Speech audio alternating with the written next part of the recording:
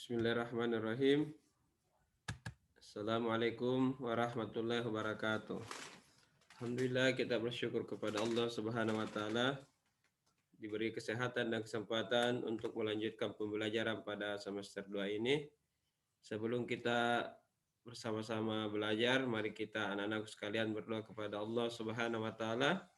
Insyaallah semoga diberi kecerdasan dan pemahaman agama dan mudah mengamalkan pelajaran yang kita sudah pelajari. Bismillahirrahmanirrahim. Rabbi zidni ilma warzuqni fahma. Ya Allah, tambahilah ilmuku dan pertinggilah kecerdasanku. Amin. Tema yang kita pelajari pada kesempatan ini yaitu kisah Nabi Muhammad SAW di Madinah. Nah, sebelum Nabi Muhammad SAW berdakwah di Madinah, mereka berdakwah di Mekah kurang lebih 13 tahun. Namun Nabi Muhammad SAW mendapatkan tantangan dan rintangan dan di mana orang-orang kafir tidak menerima dakwah Nabi Muhammad SAW. Maka Allah Subhanahu wa taala perintahkan untuk hijrah, yaitu berpindah dari Mekah ke Madinah. Hijrah artinya berpindah dari tempat yang buruk ke tempat yang baik. Dan alhamdulillah di Madinah Nabi Muhammad SAW diterima dengan baik.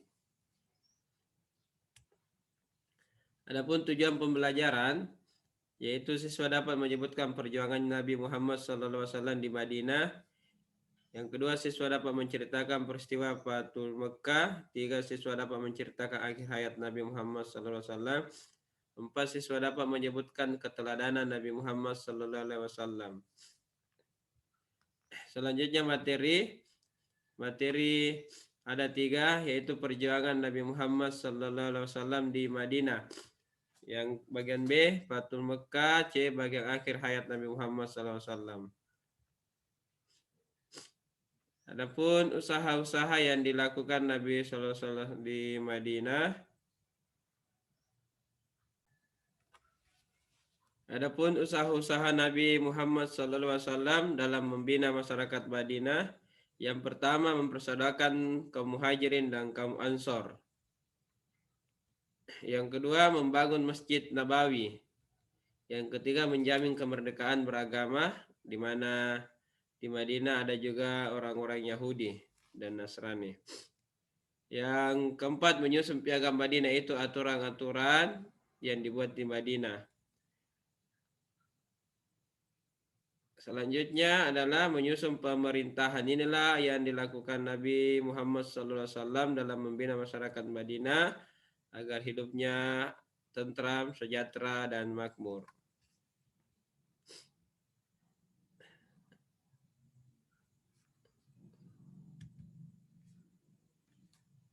Selanjutnya,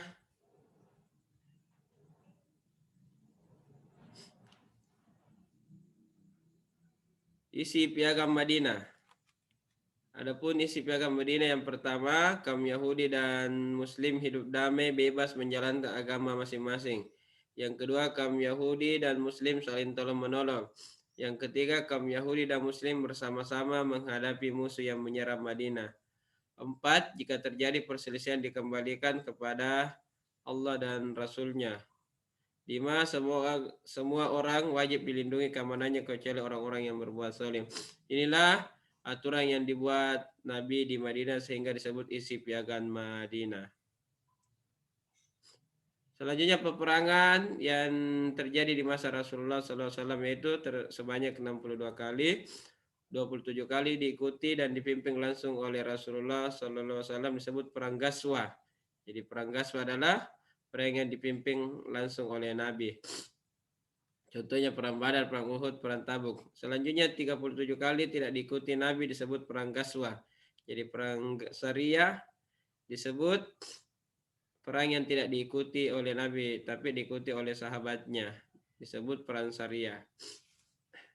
Contohnya perang Khandaq. Oke, perang Badar. Nah, perang Badar terjadi pada bulan Ramadan tahun 2 Hijriah ketika Nabi sudah tinggal 2 tahun di Madinah. Terjadi perang Badar. Sebabnya terjadi bentrokan antara 12 orang utusan Nabi SAW dengan kafilah Quraisy di Nahla. Pasukan kafir Quraisy 1.000 orang dipimpin Abu Jahal, sementara pasukan kaum muslimin 300 orang dipimpin oleh Rasulullah SAW. Abu Jahal tewas di tangan Muaz bin Jabal. Alhamdulillah dengan pertolongan Allah Subhanahu wa taala kaum muslimin menang di perang Badar. Selanjutnya perang Uhud. Nah, bulan Sya'ban 3 Hijriah, 1 tahun setelah perang Badar terjadi lagi perang Uhud. Sebabnya dendam kafir Quraisy atas kekalahan pada perang Badar. Pasukan kafir Quraisy semakin bertambah 3.000 orang karena kaum Yahudi bergabung di pasukan kafir Quraisy karena orang-orang Yahudi diusir di Madinah karena melanggar kesepakatan isi piagam Madinah. Selanjutnya pasukan muslimin 700 orang dipimpin oleh Rasulullah SAW, termasuk pasukan Mumanah yang dipimpin oleh Ibnu Subair. Nah, di mana di perang Uhud kaum muslimin diberi pesan kepada Nabi untuk tidak meninggalkan tempat, yaitu di atas bukit Gunung Uhud bagi kaum memanah untuk menghalau musuh. Alhamdulillah kaum muslimin menang. Nah, setelah kaum muslimin menang di perang Uhud, kaum muslimin berbondong-bondong mengambil harta rampasan dan pasukan memanah pun ikut. Padahal Nabi sudah memberikan pesan untuk tidak meninggalkan tempat. Dari kejauhan kafir Quraisy melihat bahwa kaum muslimin strategi perangnya tidak teratur lagi karena tergiur dengan harta. Maka kaum kafir Quraisy balik ke belakang di Gunung Uhud dan akhirnya kaum muslimin terkepung dan kalah. Sehingga kaum muslimin saat itu kocar-kacir dan terjadilah kekalahan kaum muslimin terhadap kaum kafir Quraisy. Penyebabnya kaum muslimin mengalami kekalahan di perang Uhud karena kurang disiplin, karena meninggalkan tempat yang dipesankan Nabi, dan tergiur dengan harta rampasan perang. Inilah yang menyebabkan kaum muslimin kalah di perang Uhud. Dan Hamzah bin Abdullah Muttalib gugur sebagai syuhada, yaitu paman Nabi. Nah, tahun demi tahun kaum muslimin menang terus dalam peperangan, tidak kalah lagi karena dia belajar di perang Uhud, dan di mana orang-orang kafir mengetahui adanya sumpah setia kaum muslimin kepada Nabi Muhammad SAW akan membela agama Islam sampai titik darah penghabisan. Disebut sumpah namanya Baitur Ridwan. Jadi Baitur Ridwan itu adalah sumpah setia kaum muslimin kepada Nabi untuk membela agama Islam. Inilah yang menyebabkan kaum muslimin menang terus di saat-saat perang. Tahun 6 Hijriah, sebabnya kekalahan kafir Quraisy setiap peperangan melawan kaum muslimin. Pihak kafir Quraisy diwakili oleh Suhail bin Amr. Terjadi perjanjian di Hudaybiyah. Nah, perjanjian Hudaybiyah hanya berlangsung selama 2 tahun dari rencana awal 10 tahun. Jadi kaum kafir meminta untuk damai karena kalah terus dalam peperangan. Maka terjadilah perjanjian Hudaybiyah. Isi perjanjian Hudaybiyah, kedua pihak tidak saling menyerang selama 10 tahun. Orang Islam yang ingin tinggal di Mekah dipersilakan, tetapi yang ingin ke Madinah harus dicegah. Orang Islam tidak boleh pergi haji pada tahun ini, tapi tahun depan boleh tanpa senjata dan hanya 3 hari. Kaum Arab dari golongan lain bebas memilih yang disukai. Perjanjian Hudaybiyah ini banyak sahabat menolak karena merugikan kaum muslimin, tapi Nabi tetap melaksanakannya karena dia menginginkan kedamaian dan kesempatan untuk menyampaikan nasihat. Fathul Makkah artinya pembebasan kota Mekah atau kemenangan Rasulullah SAW dan kaum muslimin atas kota Mekah. Terjadi pada tanggal 10 Ramadan 8 Hijriah. Ketika Nabi tinggal di Madinah 8 Hijriah, jumlah kaum muslimin pada saat Fathul Makkah 1.000 orang. Kafir Quraisy gemetar ketakutan dan putus asa atas berita datangnya kaum muslimin ke Mekah. Dan Abu Sufyan menyerah dan masuk Islam di hadapan Rasulullah SAW, dan Rasul memberikan pesan kepada Abu Sufyan sebagai penghargaan.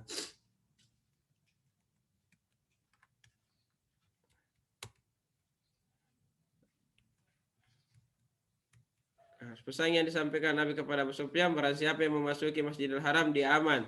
Barang siapa masuk ke rumah Abu Sufyan dia aman. Barang siapa yang masuk ke rumah sendiri dia dan menutup pintu dia aman.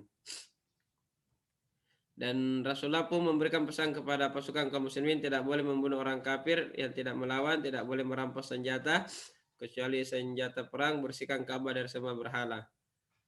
Nah, tentara kaum muslimin dibagi 4 arah ya, sehingga kaum kafir Quraisy terkepung dan tidak bisa berbuat apa-apa.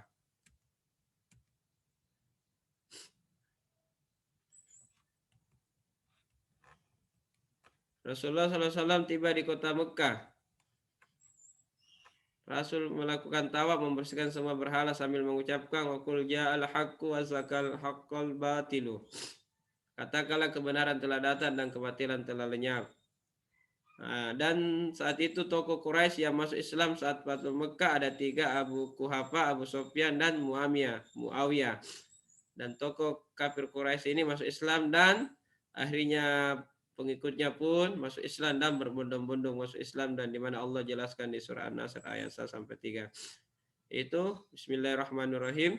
Idza jaa nasrullahi wal fath wa ra'aitan nasa yadkhuluna fi dinillahi afwaja fasabbih bihamdi rabbika wastaghfir innahu kana tawwaba. Apabila telah datang pertolongan Allah dan kemenangan dan kamu lihat manusia masuk agama Allah dengan berbondong-bondong, maka bertasbihlah dengan memuji Tuhanmu dan mohonlah ampunlah, sesungguhnya Dia Maha penerima taubat. Bagian C, akhir hayat Nabi Muhammad SAW. Pada tahun 9 Hijriah Nabi Muhammad SAW belum mau mengerjakan ibadah haji. Pada tahun 9 Hijriah beliau tidak suka melaksanakan ibadah haji, bercampur dengan kaum musyrikin penyembah berhala yang mengerjakan haji menurut kemauan sendiri. Nah, pada tahun tersebut Abu Bakar As-Siddiq alaihissalam yang mengawali pelaksanaan ibadah haji dengan memimpin 300 jamaah dari Madinah ke Mekah. Ketika Abu Bakar beserta rombongannya baru sampai di Zulhulaifah, Nabi Muhammad SAW menerima wahyu, yaitu di surah At-Taubah ayat 28, Ya ayyuhallazina amanu innamal musyrikuna najasum fala yaqrabul masjidal haram ba'da amihim haza. Hai orang-orang yang beriman, sesungguhnya orang-orang musyrik itu najis, maka janganlah mendekati Masjidil Haram setelah tahun ini. Nah, sehingga 9 Hijriah tidak terlaksana lagi ibadah haji karena di situ masih banyak orang-orang musyrik. Haji wada, pada tahun 10 Hijriah barulah Rasulullah SAW menunaikan ibadah haji beserta sahabatnya kurang lebih 100.000 orang untuk melakukan wukuf. Adapun khutbah wada yang disampaikan Nabi atau khutbah perpisahan, 1. Janganlah kamu berlaku kasar terhadap istrimu karena istri itu adalah amanah Allah yang patut kamu jaga dan pimpin sebaik-baiknya. Yang kedua, hai kaum muslimin sekalian, darah dan harta sesama muslim itu haram bagimu. 3. Ingatlah bahwa muslim yang satu dengan muslim yang lain bersaudara. 3. Tidak ada yang paling mulia di antara kamu selain yang bertakwa kepada Allah Subhanahu wa taala. Inilah khutbah wada yang disampaikan Nabi Muhammad SAW. Kaum muslimin merasa senang dan bahagia. Dan di antara pun sahabat ada yang bahagia dan sedih karena dia akan ditinggalkan oleh Rasulullah SAW. Wahyu yang terakhir itu terdapat dalam surah Al-Maidah ayat 3. Turun pada hari Jumat 9 Zulhijjah 10 Hijriah di Padang Arafah.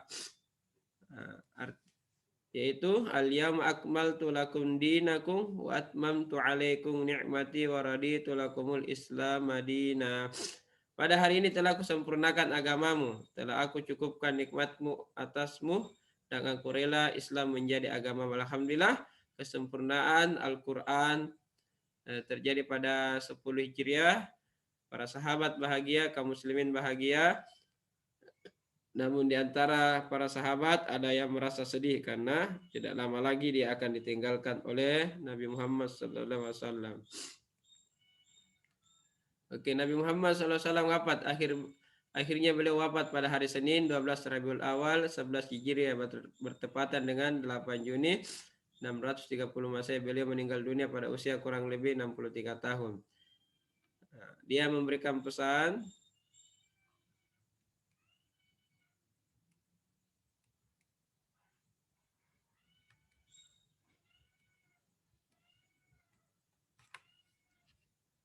sebelum Nabi Muhammad SAW, beliau berpesan, Janganlah sekali-sekali meninggalkan sholat dan berpegang teguh kepada Alkitab dan As-Sunnah. Inilah pesan Nabi sebelum dia wafat. Dia memberikan nasihat kepada kaum muslimin. Jangan sekali-sekali meninggalkan sholat. Dan kedua berpegang teguh kepada Alkitab dan Sunnah. Rasulullah SAW bersabda, taraktu fikum amraini lan tadillu in tamasaktum bihima kitabullah wa sunnatan nabiyah.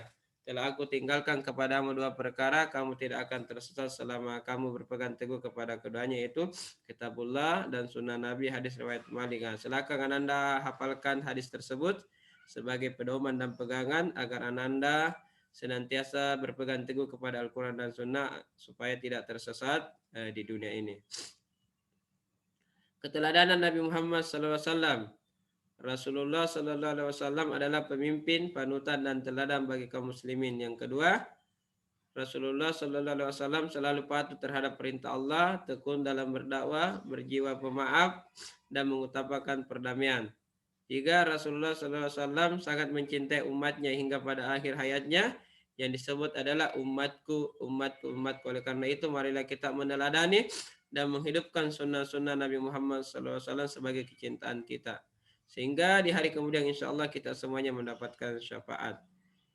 Adapun muhajirin adalah kaum muslimin yang ikut hijrah bersama Nabi Muhammad SAW dari Mekah ke Madinah. Dan kaum Ansor adalah kaum muslimin asal Madinah yang memberi pertolongan kepada kaum muhajirin. Penutup, jazakumullah khair atas perhatiannya. Orang yang kita cinta belum tentu mencintai, tetapi baginda Nabi Muhammad SAW senantiasa mencintai kita. Olehnya itu, kita berusaha menghidupkan sunnah-sunnahnya dan menghafalkan hadis-hadisnya sebagai adab-adab yang kita lakukan dalam kehidupan sehari-hari. Terima kasih atas perhatiannya. Fastabiqul khair. Wassalamualaikum warahmatullahi wabarakatuh.